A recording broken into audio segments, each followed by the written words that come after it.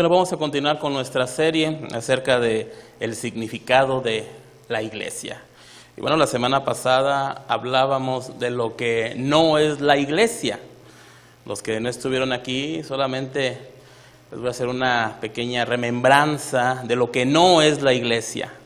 La iglesia, mis hermanos, no es un lugar de cuatro paredes. La iglesia somos todos nosotros, ¿verdad? Esa es la iglesia. ¿Qué tampoco es la iglesia? ¿O qué no es la iglesia? Bueno, la iglesia no es específicamente el pastor y los líderes. Eso tampoco es la iglesia. La iglesia somos todos y cada uno de nosotros. ¿Qué tampoco es la iglesia? Bueno, la iglesia tampoco es el culto de los domingos. Cuando nos juntamos aquí los domingos a estudiar la palabra de Dios, tampoco eso es la iglesia. Porque la iglesia está manifestada y va a todas partes. En la parte individual de usted es la iglesia donde usted va, usted es la misma iglesia. Entonces, son conceptos que hablábamos nosotros del significado de la iglesia, que en muchas ocasiones nosotros tenemos esos prejuicios de lo que es la iglesia. Y hablábamos nosotros y decíamos, bueno, cuando el pastor no va a verme en una situación difícil, cuando el pastor no pudo ir o mandó a otro hermano, decimos, es que la iglesia no vino a verme, cuando esto no es así. La iglesia está presente cuando un hermano va a tu casa, cuando un hermano va en tu enfermedad, cuando un hermano está contigo, la iglesia está presente. Entonces, esto sí es la iglesia. La iglesia es un grupo de redimidos, mis hermanos, los cuales, estos redimidos fueron comprados a precio de sangre en la cruz del Calvario. Este grupo de redimidos, lo cual abarca a usted y a mí, fuimos comprados a precio de sangre en la misericordia y en la gracia de nuestro Señor Jesucristo. Entonces, cuando nosotros podemos entender esto, nosotros podemos ver a nuestro hermano con sus debilidades, con sus dificultades, con sus pecados, con sus errores, de una manera diferente, porque él, al igual que yo, tenemos los mismos padecimientos. El pecado sigue estando en nuestros cuerpos y en muchas ocasiones nosotros nos vamos a equivocar. Pero tenemos que entender que nosotros hemos sido redimidos en la sangre del Cordero y que el Señor nos sigue perfeccionando, nos sigue purificando cada vez que nosotros crecemos en su palabra y nos estamos santificando en su verdad. Porque esto realmente es lo que es la iglesia. La iglesia es usted, no es un lugar solamente. Y bueno, pues hoy tendremos nuestra enseñanza número 5 de la iglesia, el significado de la iglesia. Y déjeme comenzar con esta narrativa, con este hecho verídico que sucedió el 15 de junio de 1990, cuando un asesino serial llamado Wesley Allen Dodd fue condenado a morir en la horca en los Estados Unidos por una cadena de crímenes y asesinatos y violaciones horribles. Fue ejecutado poco después de la medianoche, el 4 de enero de 1993, ante la presencia de 12 miembros de la prensa local y regional, así como también representantes de la prisión y ante las mismas familias de las víctimas. 30 minutos después de su muerte, uno de los testigos que estuvo muy cerca de Dodd relató cuáles fueron sus últimas palabras. Dodd dijo: alguien en alguna ocasión me preguntó que si habría alguna manera de que un criminal sexual pudiera ser detenido. Respondí que no, pero estaba totalmente equivocado cuando dije que no había esperanza ni paz para un hombre así. Porque sí hay esperanza y también hay paz. Porque estas dos cosas yo las pude encontrar en Cristo Jesús. Cuando estas palabras fueron leídas públicamente, muchos de los oyentes reaccionaron con ira y desprecio diciendo: ¿cómo un hombre depravado pretendía encontrar esperanza y paz en el nombre de Jesús? ¿De verdad pensaría este asesino que Dios habría de recibirle en el cielo después de todo lo que hizo? Bueno, es algo en lo cual nosotros nos podemos ver identificados. Si bien aquellos que no han pasado por alguna situación difícil, bueno, pueden decir, claro, que puede tener paz, seguridad y confianza. Pero ¿qué hubiese pasado si algunas de las víctimas hubiera sido su familia, algún familiar suyo?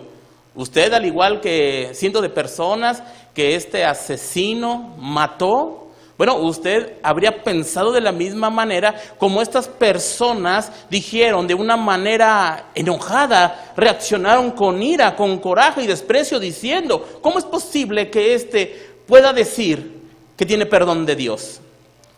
Es la parte más difícil de poder entender nosotros, mis hermanos. Los que no hemos pasado alguna situación difícil, bueno, podríamos decir, bueno, puede ser posible. Pero si usted se pone en los zapatos de las víctimas, de las familias, usted diría, como que no es justo, ¿verdad? Alguien diría de esta manera, ciertamente. Pero la respuesta bíblica a todo esto, bueno, es que la resumiríamos en una sola palabra. Una palabra la cual en muchas ocasiones la hemos pasado por alto. Una palabra que la decimos un sinfín de veces y que se ha convertido parte del argot del cristiano. La palabra es gracia. Gracias, mis hermanos. Esa es la palabra que resume toda esta situación, esta narrativa que acabo de decirles verídicamente, en donde este Dod, bueno, encontró paz y seguridad en los méritos de Cristo Jesús. A esto se le llama gracia. Ahora bien, mis hermanos, este es nuestro tema. El tema número 5 significa, o es la gracia en la iglesia, o podríamos titularlo, una iglesia de gracia. Así es como lo llamaremos, mis queridos hermanos. Así que debemos nosotros de entender que la gracia de Dios es algo que Dios ha manifestado en tu vida, ha manifestado en la vida de todo aquel creyente. Lamentablemente, la gracia, ese regalo inmerecido, no lo tenemos nosotros bien definidos como creyentes, como cristianos.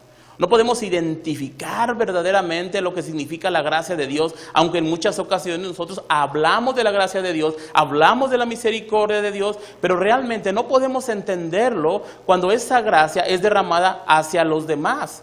Al igual que este asesino serial, este Dod, si él realmente se arrepintió de sus pecados, encontró a Cristo Jesús, él está y recibió, ¿sí?, la misma recompensa que todos aquellos y que nosotros que hemos entregado nuestra vida a Cristo Jesús, estaremos recibiendo la gloria en la presencia de nuestro Señor. ¿Por qué? Porque así como miles y millones de personas han entregado su vida al Señor Jesucristo, han recibido misericordia y gracia, justificación en los méritos del Cordero, porque se han arrepentido en Cristo Jesús.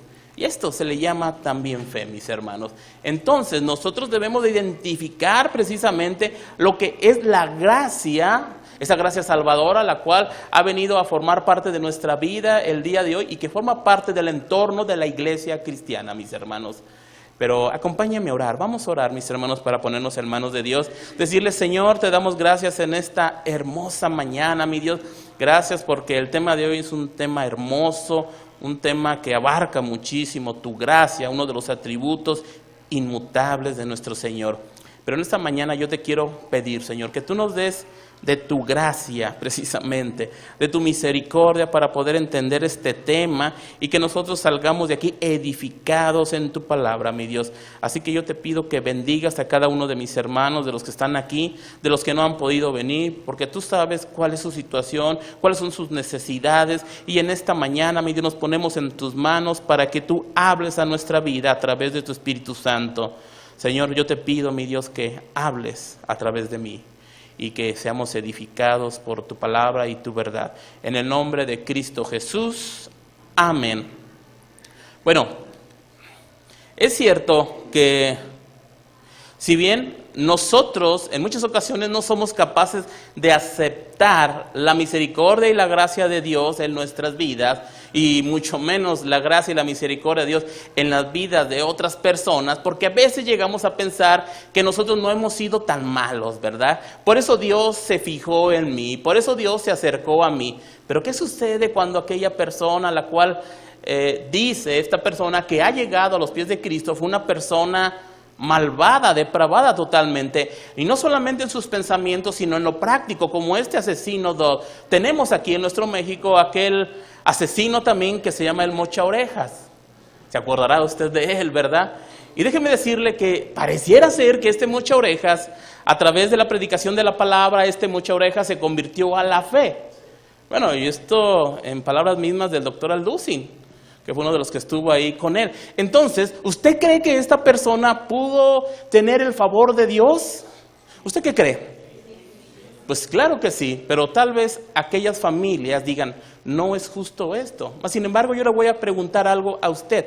¿En cuántas ocasiones usted ha matado, ha asesinado a su jefe, a su vecino? ¿En cuántas ocasiones por su mente ha pasado algún pensamiento malvado, depravado en contra de alguna persona?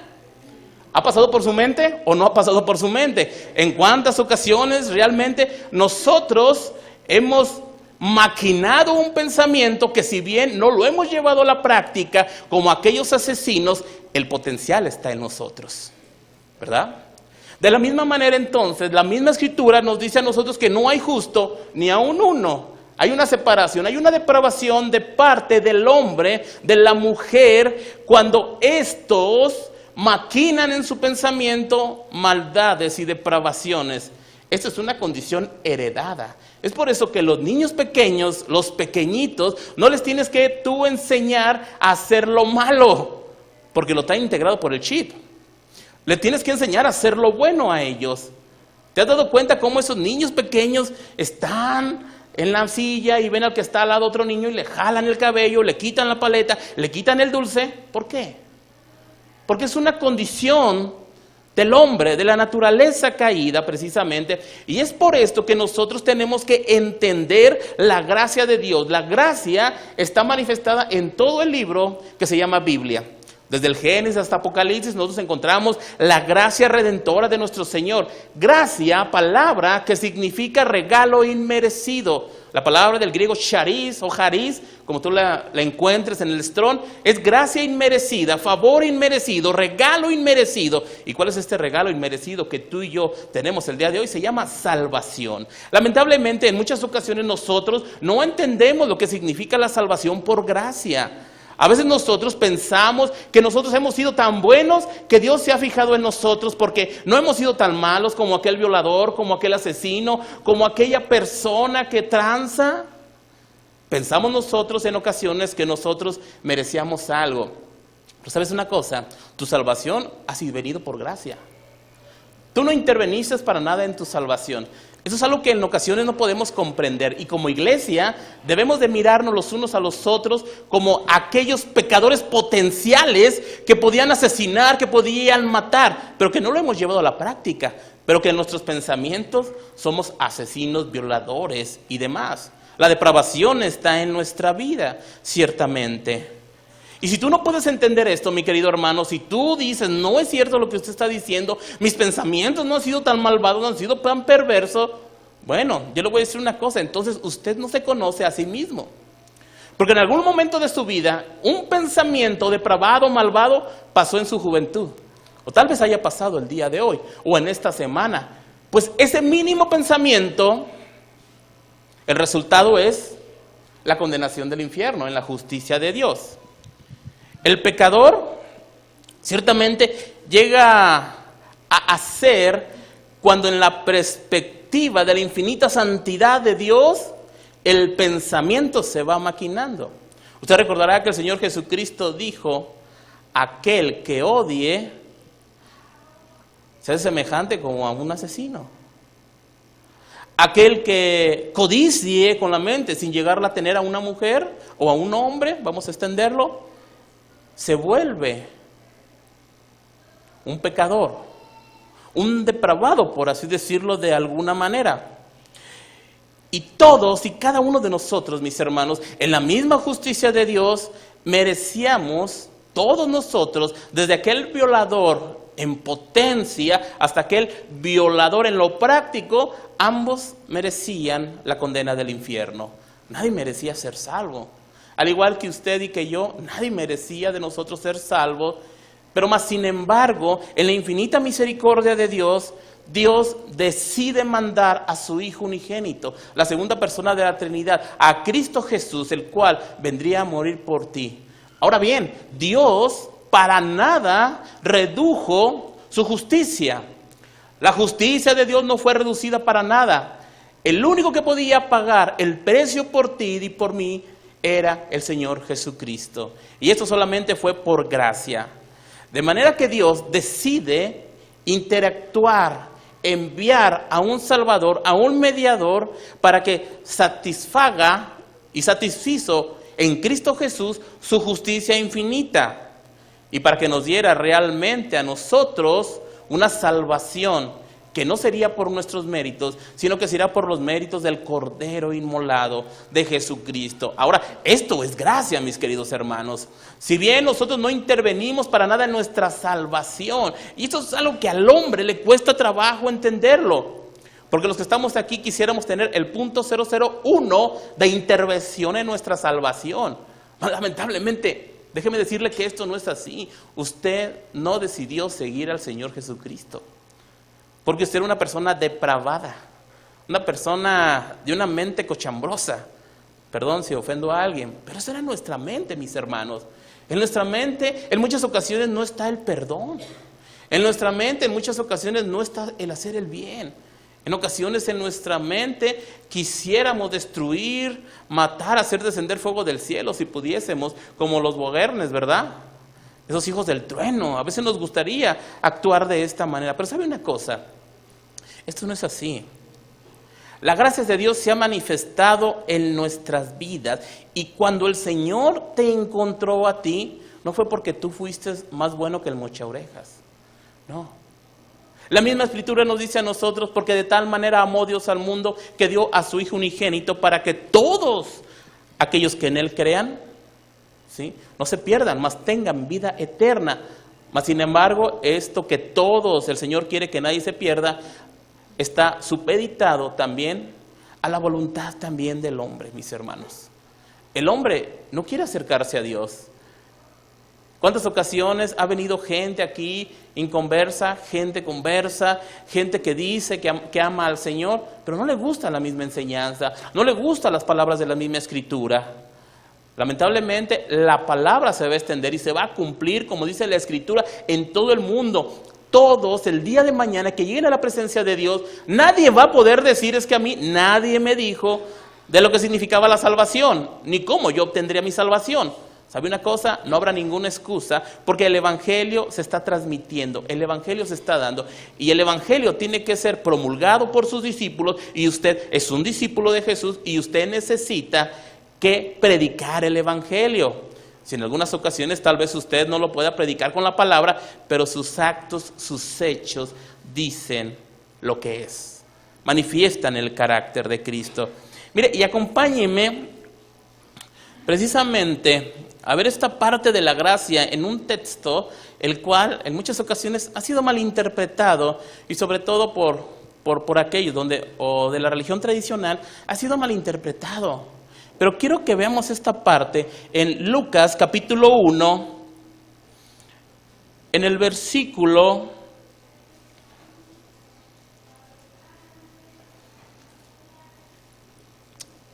28, por favor. 28, ¿ya lo tiene por ahí? Dice la Escritura, estamos hablando de María, la concepción de María, el nacimiento de Cristo, en esta mujer excepcional. Pero quiero que vea esta parte. Y entrando el ángel en donde ella estaba, dijo: salve, muy favorecida, el Señor es contigo, bendita tú entre las mujeres. Mas ella, cuando le vio, se turbó por sus palabras y pensaba: ¿qué salutación será esta? Entonces el ángel le dijo a María: no temas, porque has hallado gracia delante de Dios. Mis amados hermanos, cuando el ángel se le presenta a María, María se turba, tiene miedo, porque esa es la palabra turbar. Turbar significa que ella tuvo miedo, fue una sensación que ella no podía entender quién estaba enfrente de ella. Si bien nosotros entendemos ahora que era un ángel, pero en el momento que ella vio a este ser, ella se turbó. María se turbó, y el ángel le dice unas palabras: concebirás y darás a luz. Usted sabe la narrativa de todo esto, ¿verdad? De que ella dice: ¿cómo? Si no he conocido varón, hombre. Pero nos dice la misma Escritura que ella había hallado algo delante de Dios. ¿Qué halló delante de Dios María? gracia, charis, favor inmerecido, mis queridos hermanos. No es que María haya sido una mujer perfecta, que no pecaba, que no había tenido ningún pensamiento de maldad durante toda su infancia, sino que lo que nos dice la Escritura a nosotros es que María encontró gracia, un favor inmerecido, algo que ella no merecía, lo encontró delante de Dios. Ahora, yo le quiero preguntar a usted, ¿usted fue encontrado o Dios ha encontrado gracia en usted? La respuesta es sí, porque es un favor inmerecido. ¿Usted merecía la salvación? Entonces eso es gracia, al igual que María, y María lo pudo entender perfectamente. María entendió definitivamente que ella no era perfecta, y más adelante, ahí en este capítulo, en el versículo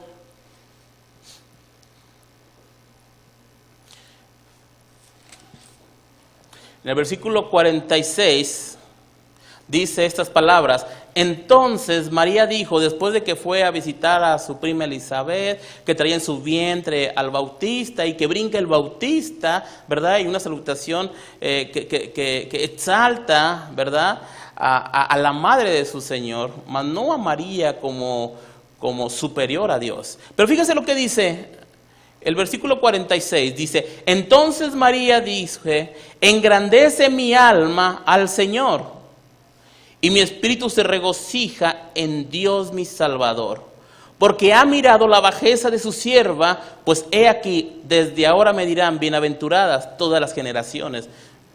Esto es un cumplimiento profético, mis hermanos. María es bienaventurada durante todos los años y seguirá siendo bienaventurada mientras leamos la misma Escritura, porque fue la que llevó en su vientre a nuestro Salvador, a nuestro Señor Jesucristo. Mas sin embargo, no la Madre de Dios, porque estaríamos diciendo que ella sería más alta que Dios, y Dios no tiene madre, por decirlo de esta manera, mis hermanos. Dios, bueno, mandó al Señor Jesucristo a encarnarse en el vientre de María, pero María entendía bien quién era ella, cuál era su papel. María dijo, ¿cómo será posible que yo engendre? Y el ángel le dice, hayas hallado gracia. No es algo que tú merecías, pero delante del Padre hallaste gracia, María.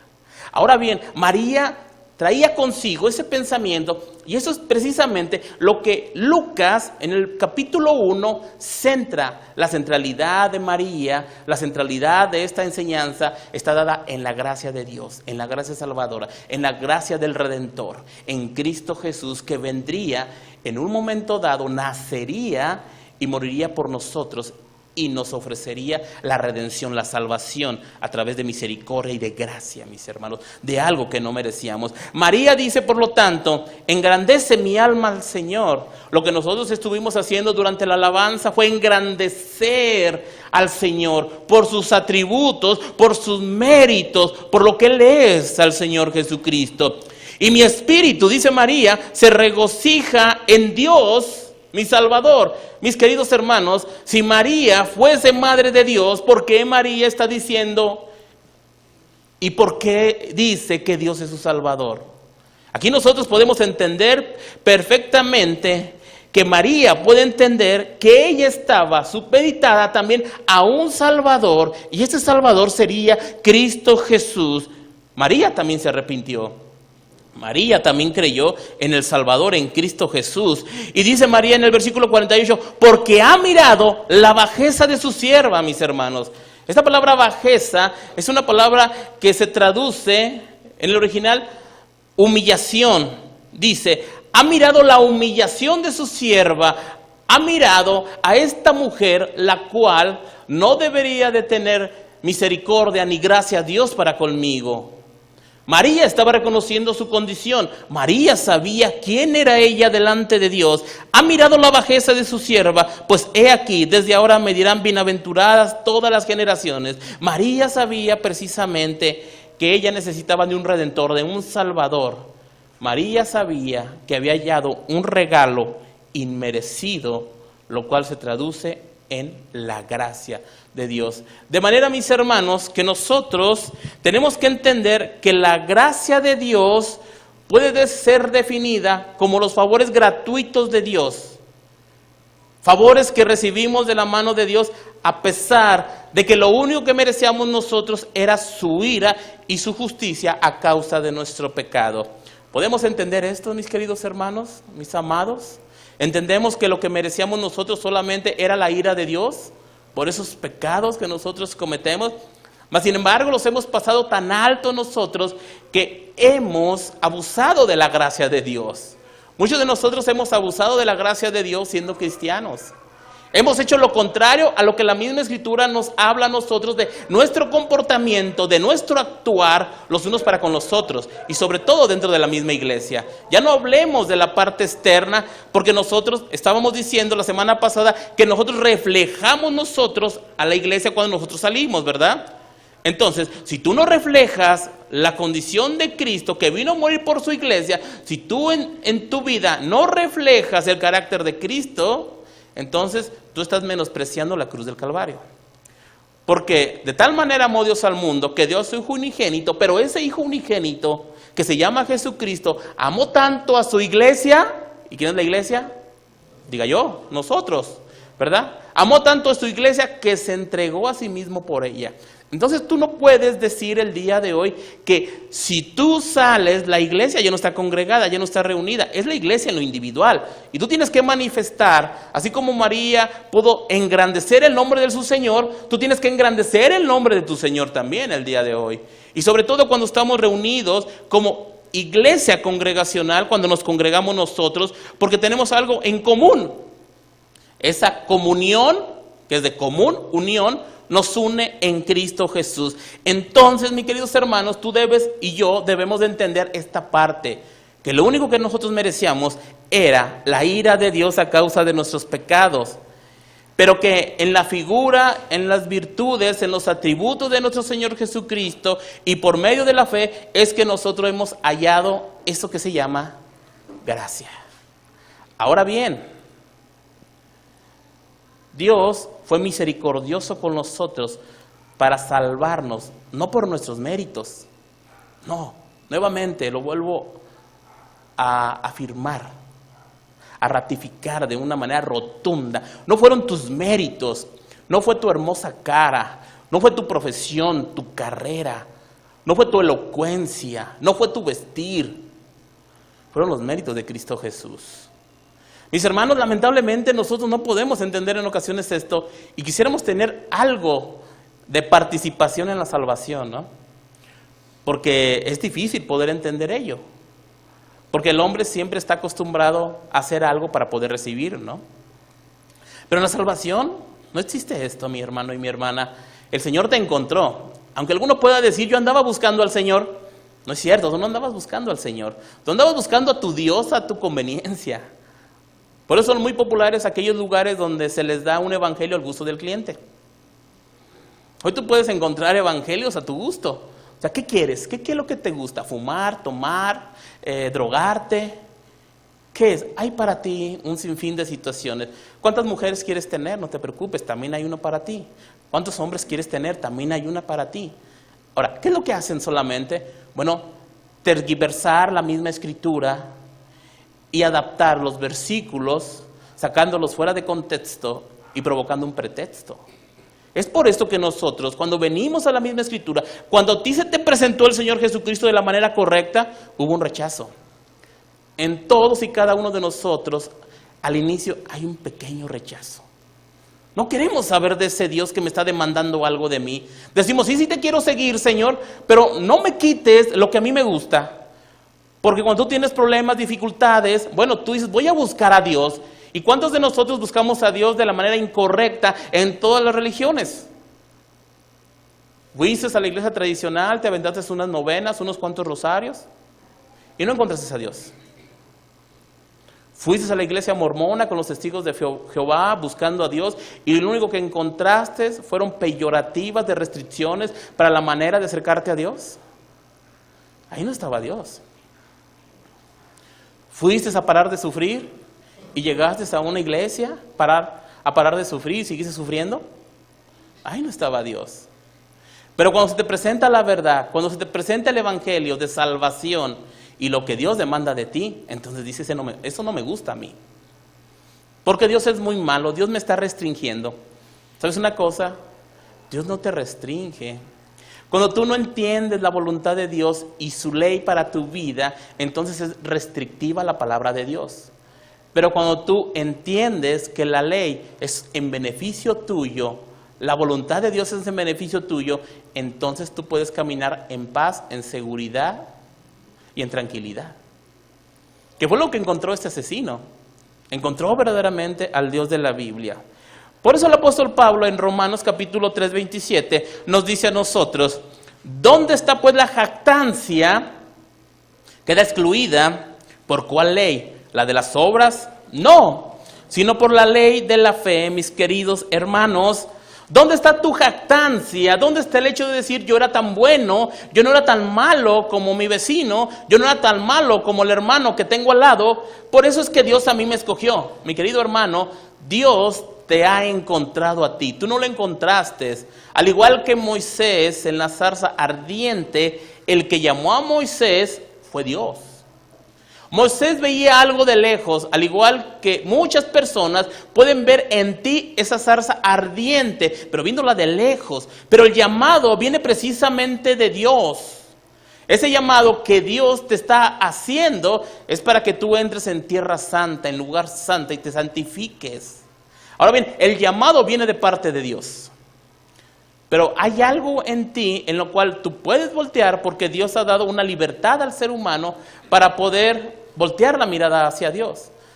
Sin embargo, también hay algo muy interesante dentro de la gracia, que la fe salvadora te la otorga Dios. Y esto a veces nos funde los fusibles, pero bueno. Regresemos a Romanos. ¿Dónde está la jactancia, mi querido hermano? ¿En dónde te jactas tú? ¿Queda excluida? ¿Por cuál ley? ¿Por la de las obras? No, sino por la ley de la fe. Mi amado y querido hermano, tú no te puedes captar el día de hoy y decir, bueno, es que yo soy el consentido de Dios. ¿Alguien ha dicho algún día, es que, ¿cómo me quiere Dios porque soy su consentido?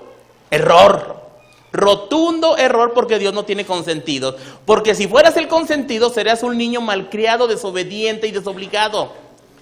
Los que somos papás sabemos que si consentimos mucho a nuestros hijos, ¿qué sucede? Lo que acabo de decir.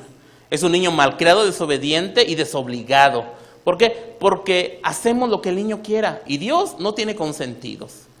Mis amados hermanos, cuando alguna persona dice es que yo soy la consentida, el consentido de Dios, ¿sabe una cosa? No es que sea la consentida, es que Dios ha extendido su misericordia en su gracia para que usted entienda los caminos del Señor. Pero cuando usted no entiende, entonces el Señor tiene que darle una pequeña nalgadita y meterlo en cintura, en disciplina, en estrechez, para que usted pueda entender que ese Dios de gracia que lo salvó, que lo rescató, está actuando todavía en su vida, perfeccionando a sus santos. Esto es gracia, mis queridos hermanos. 3:28 dice, porque concluimos que el hombre es justificado por la fe, aparte de las obras de la ley. Ahora, Pablo dice, tú no te puedes jactar, por tus logros, por tu conocimiento, por tu dinero. Tú no te puedes jactar que por eso Dios a ti te buscó. No te puedes jactar de eso, mi querido hermano. Y dice Pablo, porque concluimos algo nosotros. El hombre es justificado por la fe.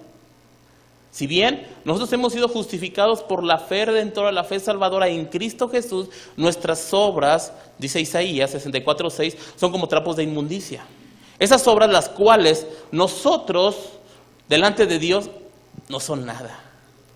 Pero hay algo lo cual hemos sido justificados en la fe redentora, en la fe salvadora, en la fe misma con la cual nosotros hemos creído. Porque el principal móvil de que la salvación entre en operación es solamente un hecho de creer, pero no es la fe salvadora. Porque al hombre solamente le corresponde creer, pero la fe salvadora corresponde de Dios. Ya hablaremos de esto posteriormente.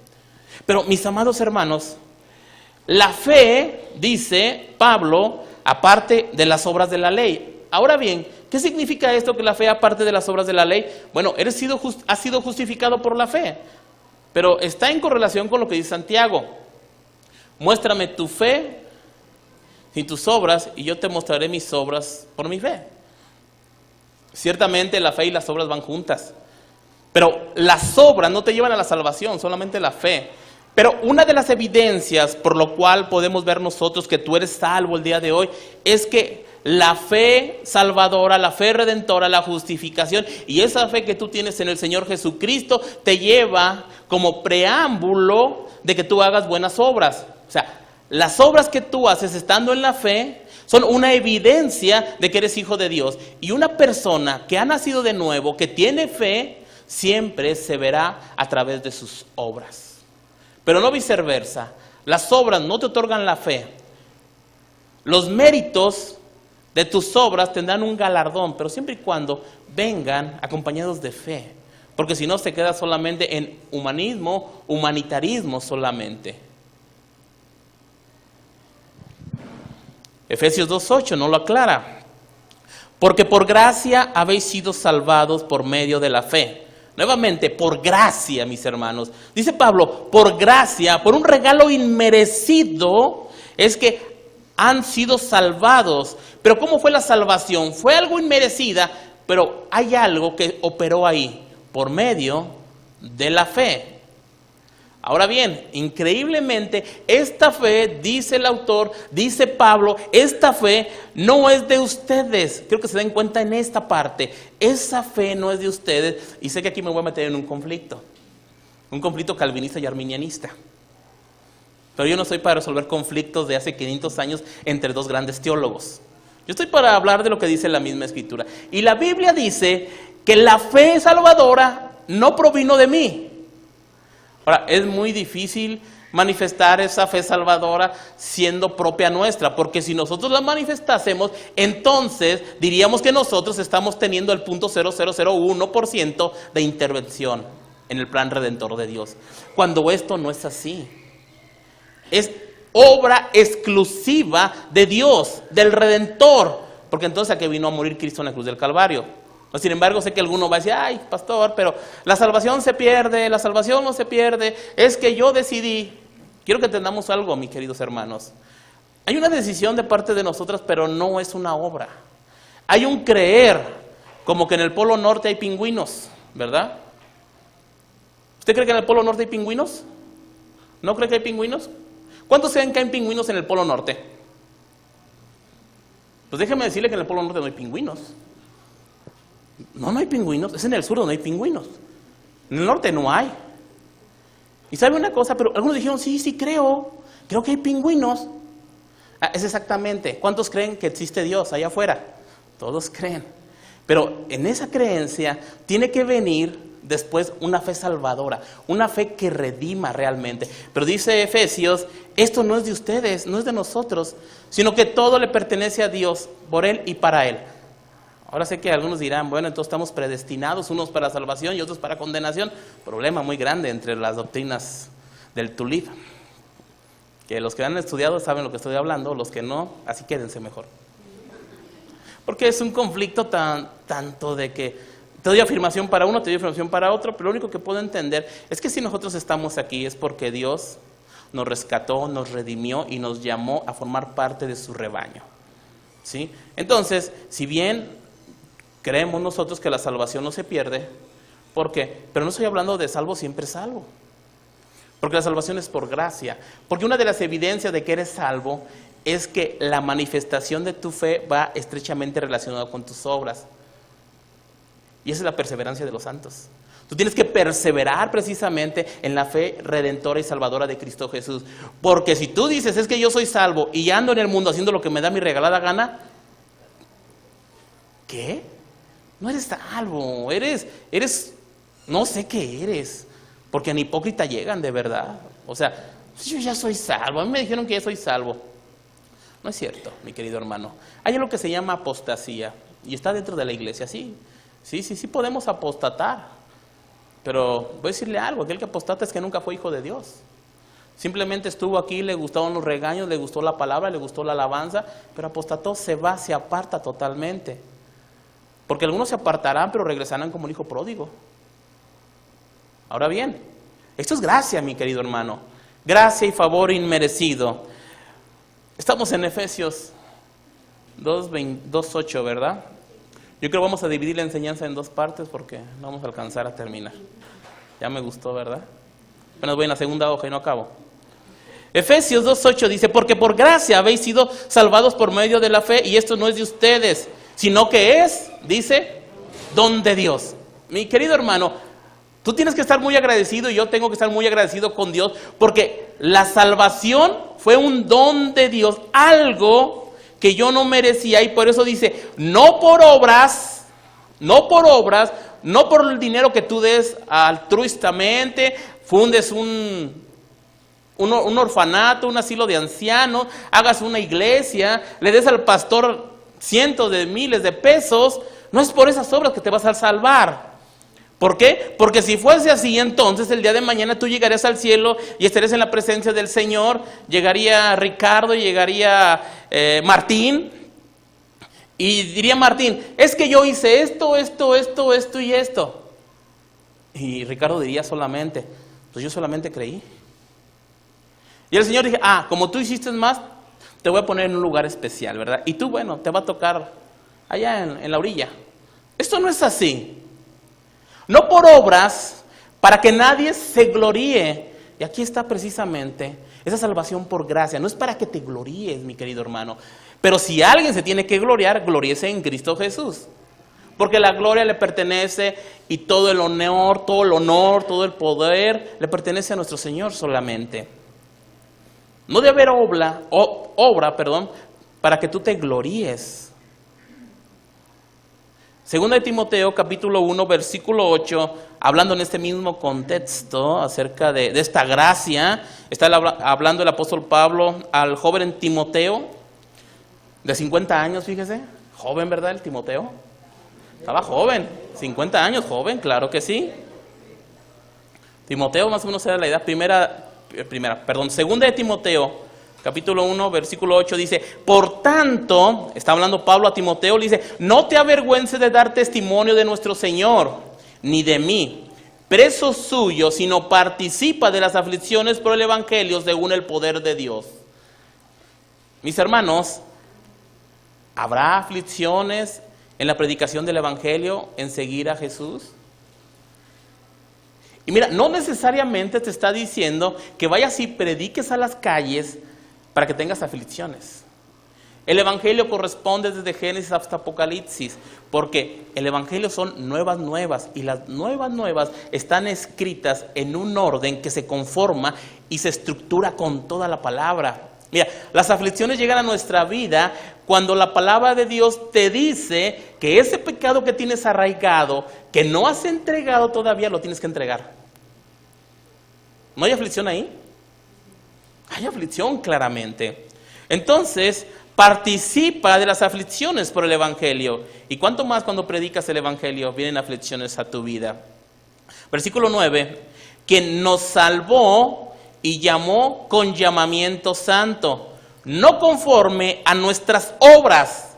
Está hablando nuevamente acerca de que nuestra salvación, nuestra común salvación ha sido por gracia y no conforme a nuestras obras, y nos llamó con un llamamiento santo. Él nos salvó, el Señor Jesús nos salvó, nos hizo un llamado santo para que caminemos y andemos en santidad como Él anduvo. Ahora bien, si nosotros no entendemos esta parte, tenemos que regresar a evangelizarnos, ¿no? Porque todos entendemos que debemos de caminar en santidad, ¿sí? En santificarnos, en obedecer la palabra de Dios. Aquí es en donde tenemos un gravísimo problema nosotros, que queremos caminar con Dios pero no queremos obedecer. ¿Por qué no obedecemos? No lo sé. Dice, sino según el propósito suyo y la gracia que nos fue dada en Cristo Jesús antes de los tiempos de los siglos. Ahora mira lo que está diciendo Pablo a Timoteo. Algo muy interesante le está diciendo. Según su propósito, ¿el propósito de quién? De Dios. Que en su gracia, en su favor inmerecido, en el conocimiento anticipado de las cosas, Dios sabía precisamente antes de los tiempos, antes de los siglos, en la misma eternidad, que tú el día de hoy ibas a estar aquí escuchando esta palabra. Amén. Y sabía que tú ibas a ser su hijo. Ahora bien, eso es algo en común que tenemos todos nosotros, la común salvación, por medio de la fe. Así que, mis queridos hermanos, el mensaje esencial y central de los textos que acabamos de leer es la salvación por gracia. ¿Se da cuenta? Ahora, ¿usted intervino? La respuesta es no. ¿Fue por sus obras? La respuesta es no. Ahora, si bien usted salvo el día de hoy, ¿usted va a dejar de hacer buenas obras? No, ¿verdad? O sea, las obras van a evidenciar su fe, su salvación, mas no para la salvación de su alma, sino para manifestar esa fe que tiene en el Señor Jesucristo. No son los méritos propios, porque mérito y gracia son totalmente opuestos, son excluyentes. No puede haber méritos tuyos y gracia al mismo tiempo, no.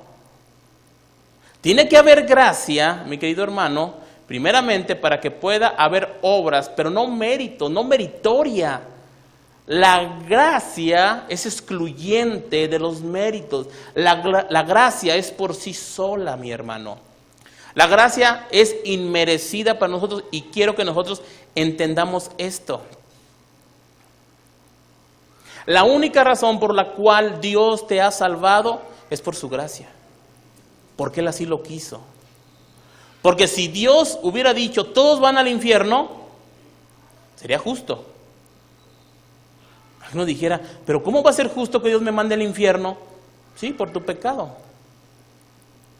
Si Dios hubiera dicho, todos serían salvos, es injusto. Porque Dios no cambia, no miente. Dios en sus atributos es perfecto. Es una realidad, mi hermano. Porque hay algunas denominaciones cristianas que piensan que el día de mañana todos van a ser salvos. O sea, Dios es tan bueno que el día de mañana, pues, Dios a todos los va a perdonar. Ahora, si Dios hiciera esto, sería un Dios intransigente, ¿verdad? Bueno, transigente más bien, perdón. Sería transigente, o sea, esquizofrénico. O sea, porque manda a su hijo a morir y resulta que al final todos van a ser salvos. Sería más fácil, ¿no? Que todos fuesen salvos. Pero más sin embargo, como el pecado entró en el mundo, de la misma manera, a través de un hombre, a través de otro hombre, se tenía que redimir esto. Nosotros tenemos que darnos cuenta de esto, mis hermanos, que la gracia, el hecho que estemos el día de hoy aquí, el hecho que estemos el día de hoy congregados como iglesia, nos debe de manifestar a nosotros la gracia de Dios en nuestras vidas y nosotros manifestar la gracia inmerecida con la congregación. Es por eso que nos amamos, es por eso que tenemos misericordia, el cuidado los unos con los otros. Es por eso que debes de soportar al hermano insoportable. Debes de amar a aquel que no se deja amar. ¿Sí? ¿Por qué? Porque la gracia de Dios fue derramada en tu vida. Ahora tú puedes hacer esto. Y algunos dirán, bueno, yo voy a tratar. No se trata de tratar, es hacerlo. Porque piensa en dónde deberías de estar. A muchos de nosotros Dios nos sacó de situaciones que el día de hoy no deberíamos de estar vivos. De verdad, a muchos nos sacó de situaciones. Y se nos olvida que fue por gracia y misericordia de Dios. Y queremos vituperiar al hermano que tenemos al lado. ¿Se dan cuenta?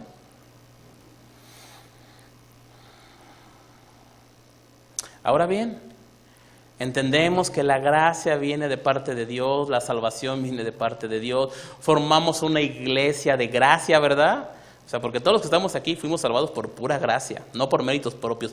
Ya lo pudimos entender esto, ¿verdad? Pero ahora, ¿cómo se supone que debe de funcionar la iglesia de gracia?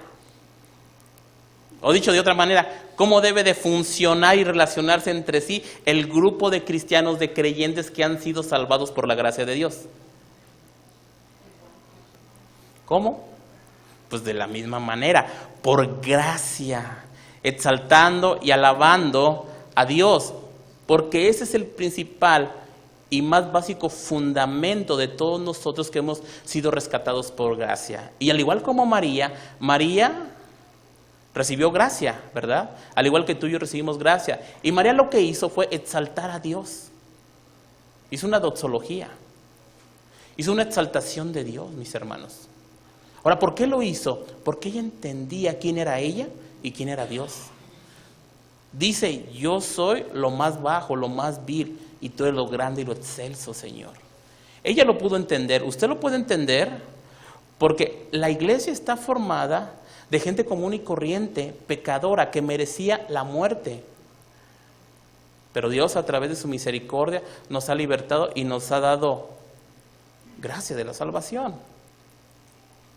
Pablo les quiere transmitir a los corintios, en 1 de Corintios, capítulo 1, versículo 30, precisamente esa condición de cómo nosotros debemos de relacionarnos nosotros, los unos con los otros, en la misma iglesia. 1 de Corintios, capítulo 1, versículo 30.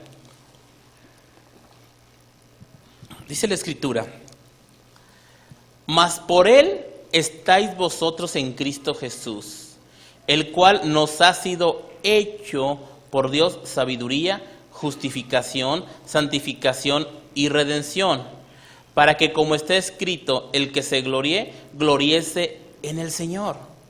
Mis hermanos, Pablo le escribe a los corintios diciéndoles, el que se gloríe, el que quiera gloriarse, el que quiera manifestar algo con sus hermanos dentro de la iglesia, no tiene que jactarse de sí mismo, de sus obras, de lo que él ha hecho, de sus logros. No, si algo tienen que jactarse y que glorificarse es en el Señor, porque el Señor mismo es el que dio la sabiduría, dio la justificación, dio la santificación y la redención.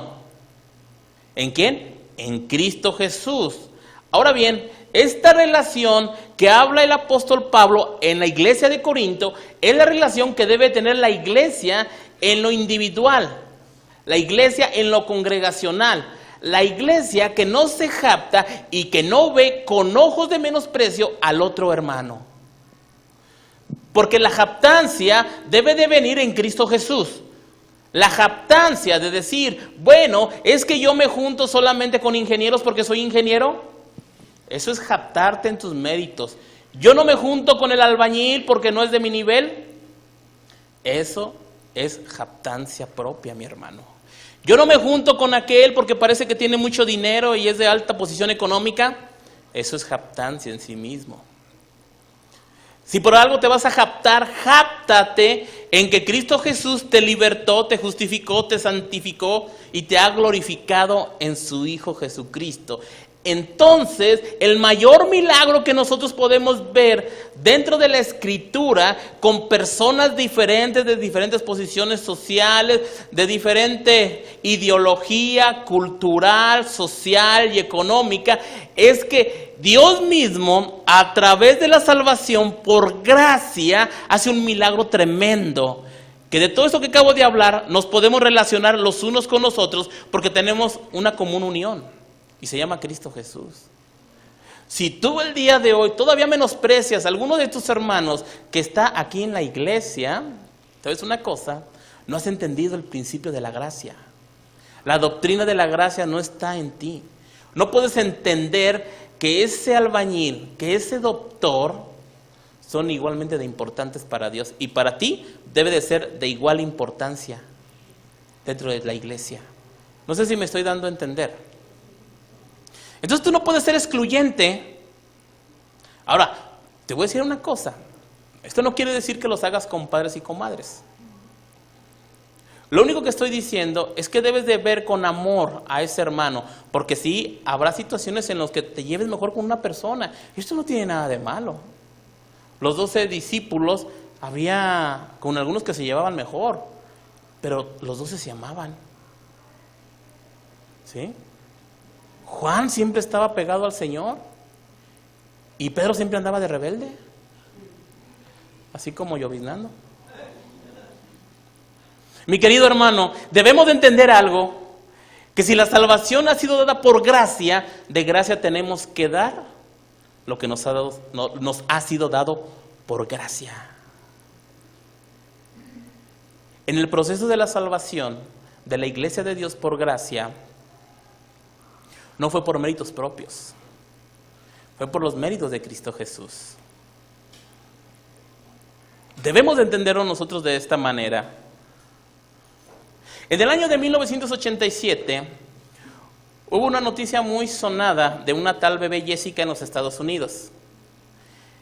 Esta bebé cayó en un pozo de 10 metros de profundidad. Los rescatistas trabajaron durante 58 horas para poder rescatar a esta bebé. Imagínate una bebé de esta índole, de esta magnitud, de esta pequeña bebé, la cual pues estaba solamente supeditada ¿a quién? A sus rescatistas nada más. Bueno, en este momento los rescatistas, estaba supeditado a ellos nada más, sí a Dios, pero a estas personas que le iban a rescatar. Ahora ellos trabajaron durante 58 horas y bueno, la rescataron. Algún pastor, tomando esta analogía de esta bebé, de la bebé Jessica, dijo lo que no sucedió. Déjeme leérselo porque está interesante. Dice en la reseña, dice, el bebé Jessica se fue aferrando con sus uñas, subiendo con su cuerpo de un añito por la pared en el pozo de 10 metros de profundidad. Centímetro a centímetro fue encajando ella sus diminutos dedos en la pared de este pozo. Sus manos y sus pies se iban abriendo paso hacia arriba hasta que Jessica se quedó como una heroína al salir del pozo. Esto no fue lo que sucedió.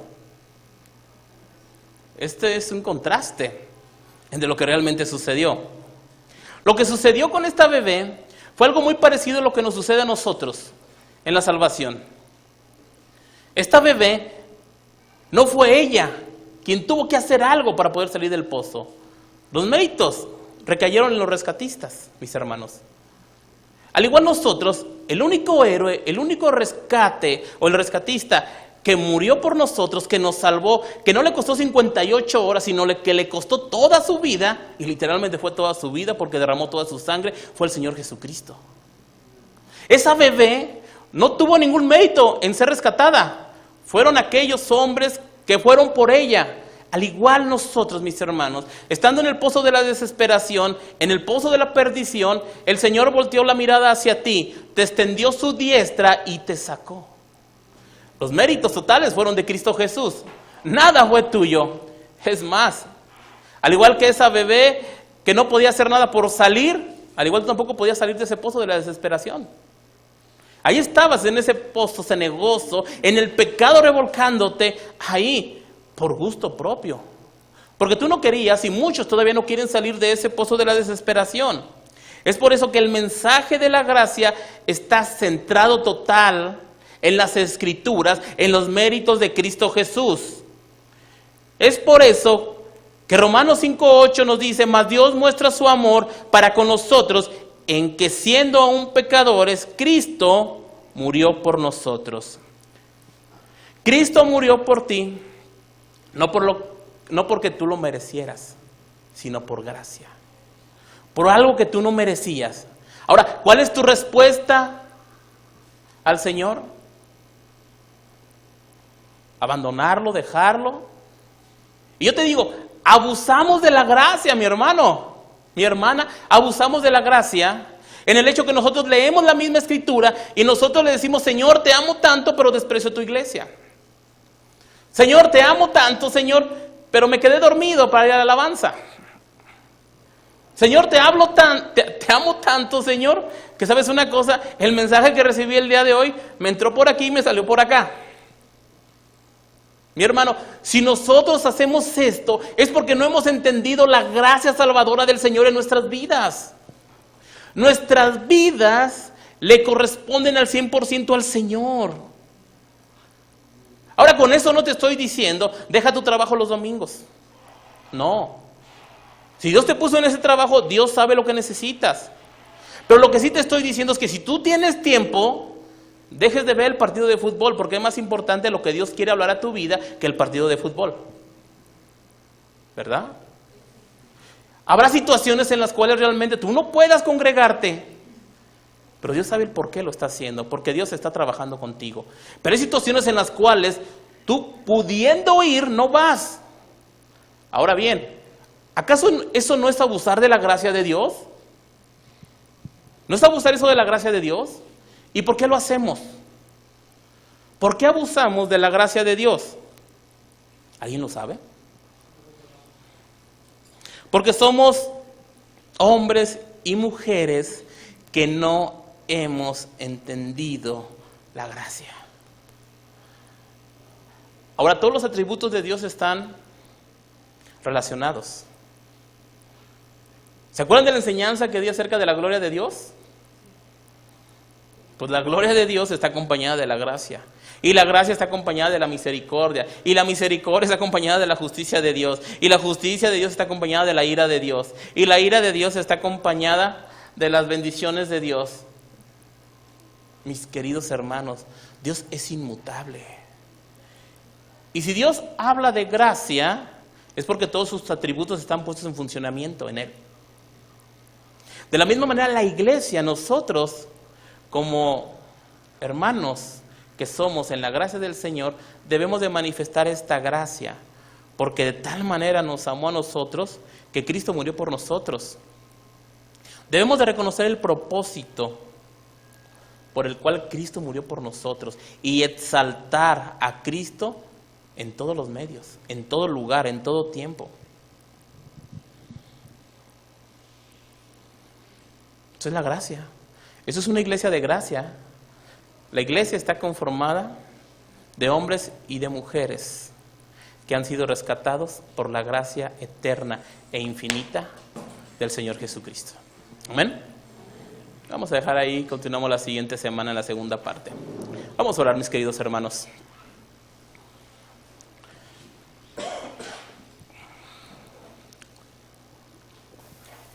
Señor, muchas gracias, Señor, por tu amor, por tu misericordia, por tu gracia. Y al igual que María halló gracia delante de tus ojos, al igual nosotros hemos hallado gracia delante de ti, Señor. No por ningún mérito que nosotros tuviésemos en nuestras vidas, no por algo que nosotros hubiésemos hecho. Simplemente fue tu gracia la cual nos rescató, nos redimió, nos justificó, nos hizo reyes y sacerdotes para estar en tu presencia. Al igual que María, también nosotros exaltamos tu nombre, Señor. Entendemos nuestra bajeza, nuestra vileza. Entendemos el día de hoy que nosotros solamente somos siervos, esclavos por amor. Tu gracia se ha derramado en nuestras vidas, Señor, y nosotros hemos abusado de esa gracia. Hemos pensado, hemos hasta dicho que tú eres tan bueno que tú nos perdonarás, que tu misericordia se ha extendido, y ciertamente es verdad, pero no queremos seguir abusando de tu gracia, Dios. No sea que llegue un tiempo en que esa misericordia y esa gracia sea detenida. Señor, ayúdanos a poder entender esto dentro de tu iglesia. Ayúdanos a manifestar la gracia salvadora con nuestros hermanos. Ayúdanos porque necesitamos tanto de ti, necesitamos tanto de poder manifestar tu carácter en la iglesia. En tu carácter se refleja la gracia. Gracia la cual yo quiero manifestar con mis hermanos. Y si aún me falta, si aún soy carente de manifestar esa gracia porque no la he podido entender, porque a veces he pensado que hay algo bueno en mí por lo cual tú te fijaste, Señor, hoy te lo entrego, Señor. Porque hoy puedo entender que no hay ninguna obra mía por la cual tú te hayas fijado, sino que fue solo en tus méritos, mi Señor Jesús. Así que, Señor, ayúdame a poder entender esto, para poder relacionarme con mis hermanos de una manera plena que a ti te agrade, de una manera en la cual la iglesia se vaya edificando, se vaya glorificando en tu santo nombre, porque yo estoy manifestando tu gracia, porque de gracia recibí y asimismo de gracia doy. Así que, Señor, aquí está tu iglesia. La pongo en tus manos, Señor. Glorifícate en ella, glorifícate en cada uno de nosotros, Señor, y ayúdanos a poder entender esta palabra de gracia, palabra inmerecida, Señor, porque tú nos encontraste a nosotros. Muchas gracias por tu amor, por tu misericordia y por tu gracia. Te glorificamos, Padre, glorificamos al Hijo. Te damos todo honor y toda gloria, Padre, en el nombre de Cristo Jesús. Amén. Que Dios les bendiga, mis hermanos. Muchas gracias.